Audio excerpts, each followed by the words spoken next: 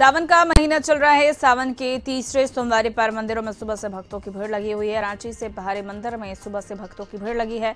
मंदिर में जलाभिषेक के लिए मंदिर का पट खुलने से पहले ही भक्तों की भीड़ लग गई। सोमवार को लेकर मंदिरों को सजाया गया और मंदिर की सुरक्षा व्यवस्था की कोकरी कर दी गई है। शहर के पहाड़ी मंदिर के साथ ही सभी मंदिरों में सुबह से ही भक्तों की भीड़ लगी हुई है। सावन की तीसरी सोमवारी पर बाबा नगरी देवघर में भक्तों की भीड़ लगी हुई है। तीसरी सोमवारी पर सुबह से ही मंदिर प्रांगण और आसपास के क्षेत्र बोलबम के नारों से गुंजयमान है। तीसरी सोमवारी को बाबा मंदिर में देर शाम तक करीब 3 लाख कांवरियों के जलार्पण करने की संभावना है। मंदिर का पट खुलते ही जलार्पण शुरू हो गया। कांवरियों की कतार तड़के सुबह कुमैठा तक पहुंच गई थी। सभी कांवरिया लाइन में लगकर बाबा का जय घोष करते निरंतर आगे बढ़ रहे हैं। वहीं मंदिरों में सुरक्षा के पुख्ता इंतजाम किए गए हैं। सावन की तीसरी सोमवारी है और बाबा मंदिर में जलार्पण को लेकर कांवरियों का जनसैलाब बाबा नगरी पहुंचा। वहीं जिला प्रशासन कांवरियों को सुगम जलार्पण को लेकर काफी मुस्तैद दिख रहे हैं। जगह जगह पर भारी संख्या में पुलिस बल को लगाया गया है ताकि श्रद्धालुओं को किसी प्रकार की असुविधा न हो। वहीं जिले के एसपी सुभाष चंद्र जाट लगातार रूट लाइन में घूम कर जायजा ले रहे हैं। मुजफ्फरपुर के गरीबनाथ धाम में सावन की तैयारी सोमवार को लेकर भक्तों की भीड़ लगी हुई है। मुजफ्फरपुर हाजीपुर रोड बोलबम के नारे से भक्तिमय हो गया है। पहलेजा से जल लेकर बाबा गरीबस्थान धाम में लाखों लोग जलाभिषेक करेंगे। गरीबस्थान धाम में जलाभिषेक के लिए कई किलोमीटर लंबी लाइन लगी हुई है। एनएच पर एक लेन में वाहनों के आवागमन पर प्रतिबंध लगा दिया गया है। कांवरियों की सुविधा के लिए एनएच पर कई जगहों पर सेवा शिविर भी लगाया गया है। लखीसराय में सावन की तीसरी सोमवारी पर अशोक धाम मंदिर में शिव भक्त की भारी भीड़ लगी हुई है। बाबा मंदिर में जलार्पण के लिए हजारों भक्तों की भीड़ उमड़ पड़ी है। सुबह से श्रृंगार पूजा के बाद जलार्पण शुरू हुआ तो भक्तों की कतार लग गई। सुरक्षा के लिए विशेष पुलिस बल की व्यवस्था की गई। साथ ही मंदिर परिसर में सीसीटीवी लगाए गए जिससे सभी प्रकार की गतिविधियों पर नजर रखी जा रही है। सावन की तीसरी सोमवारी पर शहर के शिवालय में भक्तों का हुजूम उमड़ पड़ा है। सिद्धगोड़ा के सूर्य मंदिर धाम में 35,000 से ज्यादा कांवरिया जलाभिषेक किया। वैसे ये जलाभिषेक यात्रा राज्य के पूर्व मुख्यमंत्री और भारतीय जनता पार्टी के राष्ट्रीय उपाध्यक्ष रघुवर दास के नेतृत्व में आयोजित की गई, जहां हजारों की संख्या में शिव भक्त स्वर्णरेखा नदी से जल लेकर पैदल बोलबम के नारे के साथ सूर्य मंदिर धाम पहुंचकर जलाभिषेक किया। जैसे ही बाबा नगरी में भीड़ रहती है, ठीक उसी तरह गेरुआ रंग में पूरा शहर रंग गया। चारों तरफ भगवान शिव की आराधना के साथ ही बैंडबाजी और कलाकारों ने भक्तों के मनोबल बढ़ाते हुए शिवालय तक पहुंचाया। उधर राज्य के पूर्व मुख्यमंत्री ने देश और दुनिया में सुख समृद्धि और शांति कायम हो इसकी कामना की। हाजीपुर में तीसरी सोमवारी को लेकर हाजीपुर मुजफ्फरपुर पथ पर कांवरियों का जनसैलाब उमड़ पड़ा। 50 किलोमीटर के इस रेंज में यात्रा में चारों ओर बोलबम के नारों से गुंजयमान हो रहा है। कोई डाक बम तो कोई पैदल तो कोई गाड़ी पर सवार होकर बाबा गणनाथ धाम जलाभिषेक के लिए निकल पड़ा है। कांवरियों की सेवा के लिए सैकड़ों निःशुल्क शिविर लगा हुआ है। कांवरियों की सुरक्षा में तैनात वैशाली पुलिस की महिला और पुरुष जवान भी ड्यूटी के दौरान सेवा करते नजर आ रहे हैं। हर कोई बाबा से अपने जीवन में सुख शांति के लिए आशीर्वाद लेना चाहते हैं। सावन की तीसरी सोमवारी में सिरसा जिले के बलवा हाट स्थित काठो मटेश्वर धाम मंदिर में भक्तों की भीड़ लगी हुई है। बाबा भोले का जलाभिषेक के लिए रात के 1 बजे से लोगों के लिए मंदिर का पट खोल दिया गया, जिसके बाद कतार में खड़े होकर श्रद्धालु जलाभिषेक किया। कोरोना काल के बाद पहली बार मंदिर में शिव भक्तों का जनसैलाब उमड़ पड़ा और मंदिर में पहुंचकर बाबा का दर्शन के लिए पहुंचे हैं और सच्चे मन से बाबा मटेश्वर से मांगने पर हर मुरादें पूरी होती है। तीसरी सोमवारी पर बाबा मटेश्वर धाम मंदिर का जायजा लगातार भक्त ले रहे हैं।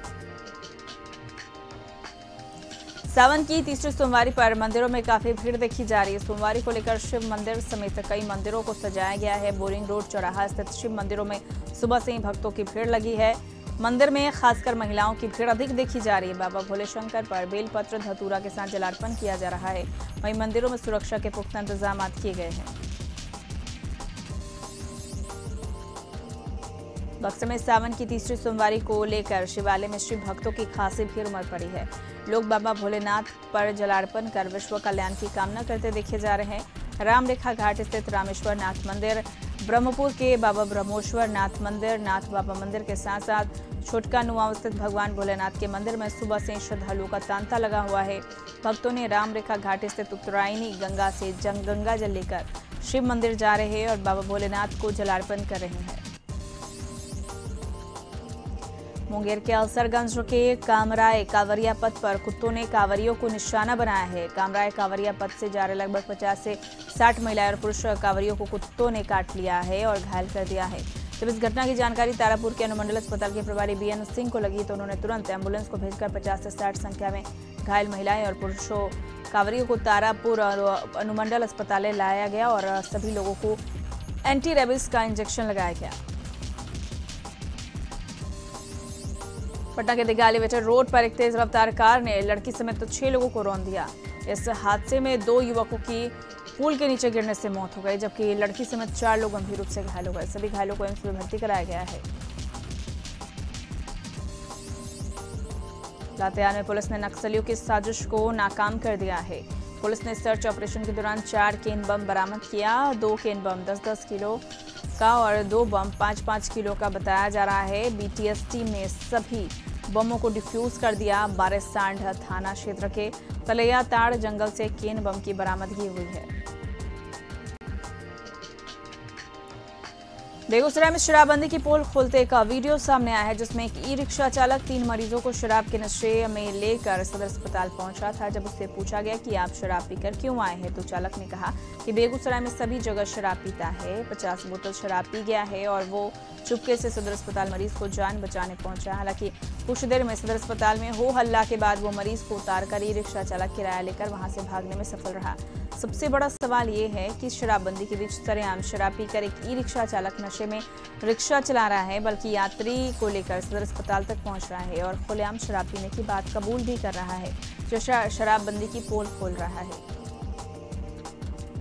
समस्तीपुर में बैल चोरी के आरोप में एक चोर को पीट कर उसकी हत्या कर दी गई। ग्रामीणों ने बैल चुराकर भाग रहे चोर को पकड़ लिया और जमकर पिटाई की। पिटाई के दौरान चोर की मौत हो गई। सूचना मिलते ही मौके पर पहुंची पुलिस जांच में जुट गई है। घटना विभूतिपुर थाना क्षेत्र के चकहवीब की है।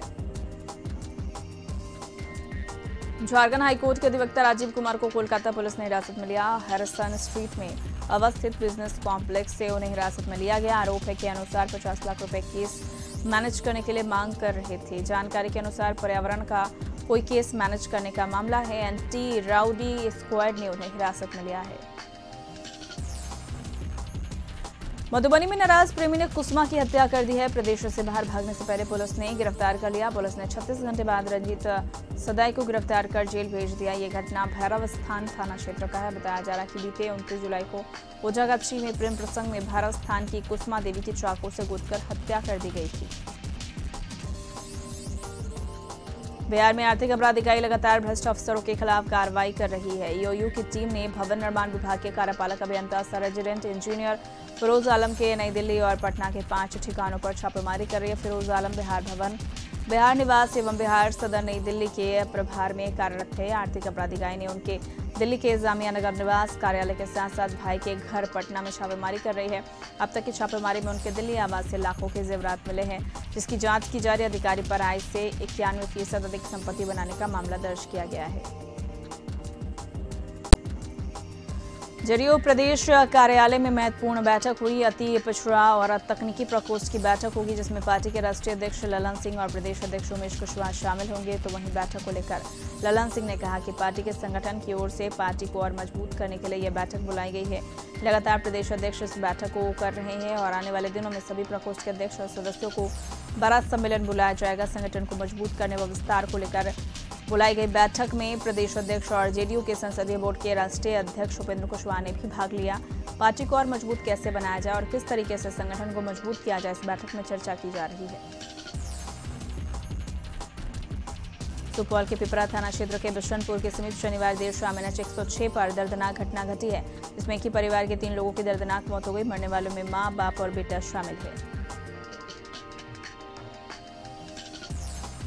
जेडीयू के संसदीय बोर्ड के अध्यक्ष उपेंद्र कुशवाहा ने पार्टी नेता आरसीपी सिंह का कार्यक्रम में लगे नारों पर कहा कि पर राष्ट्रीय अध्यक्ष ने पूरी बात रख दी। अगर कोई पार्टी लाइन के बाहर जाकर काम करेगा तो उसे पार्टी देख रही है। उन्होंने यह भी कहा कि किसी भी पार्टी में अनुशासनहीनता बर्दाश्त नहीं की जाती है।